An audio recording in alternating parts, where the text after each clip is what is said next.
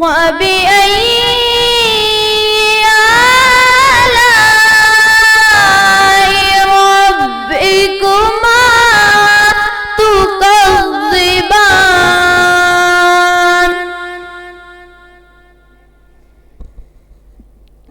میں پناہ مانگتی ہوں شیطان مردود کے شر سے اللہ تعالیٰ کی۔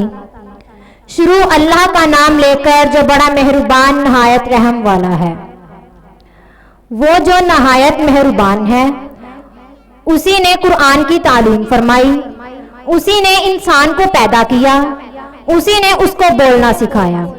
سورج اور چاند ایک حساب مقرر سے چل رہے ہیں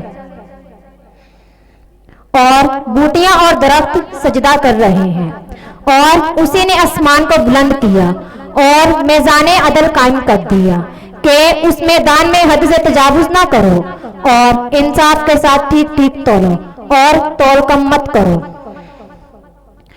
اور اسی نے خلقت کے لیے زمین بچھائی، اس میں میوے اور کھجور کے درخت ہیں جن کے خوشوں پر غلاف ہوتی ہے، اور اناج جس کے ساتھ بھس ہوتا ہے، اور خوشبودار پھول۔